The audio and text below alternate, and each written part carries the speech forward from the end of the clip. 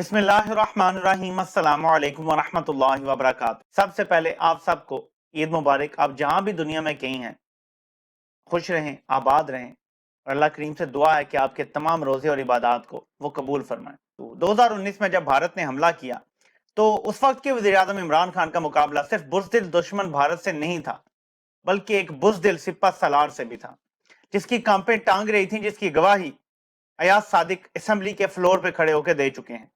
अब इसकी मजीद गवाहियां आ गई हैं। 25 सहाफियों का ग्रुप, जिसमें सिर्फ अरशद शरीफ शहीद हैं, बाकी सारे मौजूद हैं, हयात हैं, उनको सामने बिठा के बुज़दिल सिपह सलार ये कहता है कि हम भारत से जंग करने के काबिल नहीं हैं, हमारे टैंकों को जंग लग चुका है, हमारी तोपें जंग आलूदा हैं, हमारे टैंकों में डालने के लिए डीजल के भी पैसे हमारे पास मौजूद नहीं हैं। ऐसे मौके पे हम भारत के साथ दोस्ती का हाथ बढ़ा रहे हैं, मतलब उसके सामने सरेंडर कर रहे हैं। यह था एक सिपह सलार की डॉक्ट्राइन, बुज़दिलाना डॉक्ट्राइन। आज कौम को इमरान खान की तकरीरों में कहा गया यह जुमला अच्छी तरह समझ आ गया है कि अगर एक बहादुर शेरों की फौज का सिपह सलार गीदड़ हो तो वो फौज शिकस्त खा जाएगी उस फौज से जो गीदड़ों पे मुश्तमिल हो, लेकिन उसका सिपह सलार बहादुर शेर हो।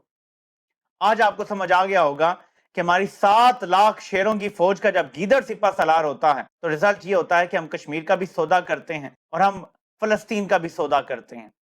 नाजरीन, अब ये गवाहियां सामने आ गई हैं और उन लोगों की तरफ से आई हैं जो पीडीएम की रजीम चेंज हुकूमत बनाने के अहम तरीन किरदार हमारे सामने हैं। हामिद मीर हो, नसीम जहरा हो, ये नवाज शरीफ के प्लेटलेट ड्रामे के भी अहम तरीन किरदार हैं। इन लोगों ने पूरा किरदार अदा किया था, इस्टेब्लिशमेंट के साथ मिलके नवाज शरीफ के प्लेटलेट ड्रामे को हवा देने के लिए और उसके बाद नवाज शरीफ को फरार कराने में पूरी मदद दी थी। अब ये लोग क्यों फिर एक साबिक सिपह सलार को, जिसके इशारों पे ये 3-4 साल चलते रहे, अब क्यों उसको बदनाम कर रहे हैं?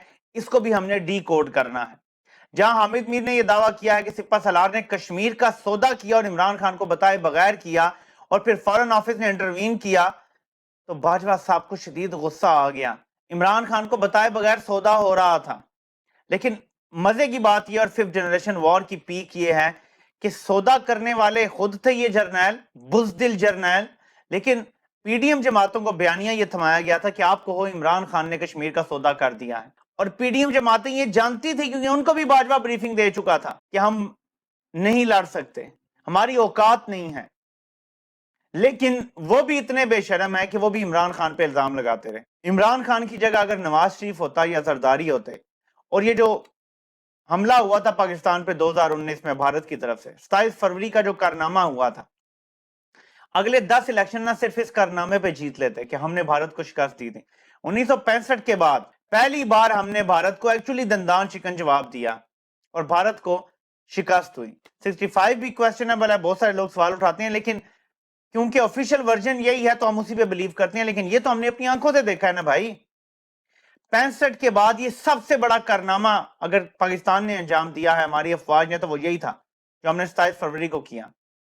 उनके जहाज भी गिराए, उनका पायलट भी पकड़ा हमने, और हमने फैसला कुन शिकस्त दी, अपनी बढ़तरी साबित कर दी हवाओं में। लेकिन इमरान खान ने तो ऐसी कोई बात नहीं की, बल्कि इमरान खान इतना रख रखाव वाला बंदा है कि 3 साल ये ताने सुनता रहा कि कश्मीर का सौदा कर दिया इमरान खान ने, और वो जानते थे कि सौदा बाजवा ने किया, सौदा फैज हमीद ने किया है, वो जानते थे, लेकिन एक लफ्ज नहीं बोला, बर्दाश्त करते रहे। आज अल्लाह अल हक है कि अपने उनके लोग खुद बोल रहे हैं, लेकिन इसके पीछे वजह है नाजरीन। हाफिज की इमेज बिल्डिंग करनी है, बाजवा विलन करार दिया जाएगा और हाफिज हीरो होगा। ऐसे में जब किसी को हीरो बनाना होता है तो 2 सूरतें होती हैं, या तो आप एक छोटे पैमाने पे जंग कर लें, जिसका शायद अभी कोई चांस नहीं है। दूसरा यह है कि 2 हमारा पाकिस्तान डॉक्ट्राइन के अहम हिस्से हैं, क्योंकि अमेरिका ने ऑर्डर दिया हुआ है कि भारत के आगे आपने लेटना है, अब आपके पास कोई ऑप्शन नहीं है। तो इन्होंने ये बयानिया बनाया हुआ है कि जी आईएमएफ का तो मुआहदा इमरान खान ने किया था और भारत के आगे लेटने का मुआहदा बाजवा करके गया था, हम कुछ नहीं कर सकते, हम बेबस, और इसीलिए बिलावल को भेजा जा रहा है।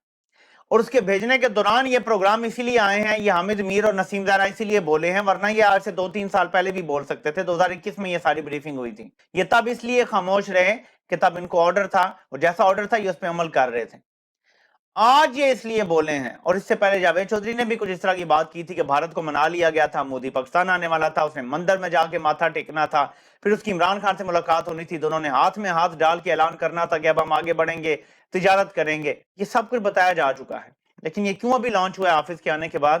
معاہدہ تھا کہ یہ کہا جائے کہ بھاجپا کر گیا تھا، ڈیل وہ کر گیا تھا، ہم کچھ نہیں کر سکتے، جبکہ یہ سارے ایک ہی تھالی کے چٹے بٹے ہیں۔ اب اگر حافظ صاحب نے واقعی اپنے آپ کو ہیرو بنانا ہے تو اس کا ایک ہی رستہ ہے، باجوہ اور فیض حمید، جنہوں نے قوم کو دھوکہ دیا اور کشمیر کا سودا کیا اور کشمیر کے بدلے بھارت سے تجارت کے لیے کوششیں کی، ان دونوں کا کورٹ مارشل کرے، اوپن کورٹ میں ان کا ٹرائل ہونا چاہیے اور اس میں ساری باتیں واضح ہوں کہ کیوں یہ سب کیا گیا، بھارت سے کن بنیادوں پہ سودا کیا گیا۔ نمبر 2، انہی دونوں کے ادوار میں اسرائیل کے ساتھ کیوں پینگیں بڑھائی گئیں، اس کا بھی اوپن کورٹ میں ٹرائل ہو اور پتہ چلے قوم کو۔ اس سے افواج کی عزت میں بھی اضافہ ہوگا، سپہ سالار کی عزت میں بھی اضافہ ہوگا اور عوام کا اعتماد بحال ہوگا۔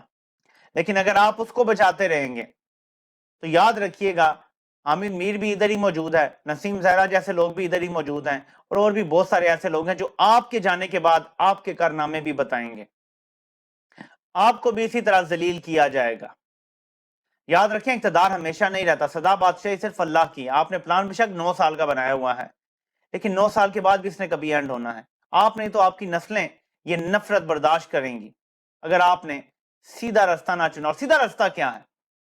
اپنی فوج کے خلاف جو نفرت پیدا ہوئی ہے باجوہ کی وجہ سے، فیض حمید کی وجہ سے، اس کو ختم کریں۔ اس میں عمران خان کا کوئی کردار نہیں ہے۔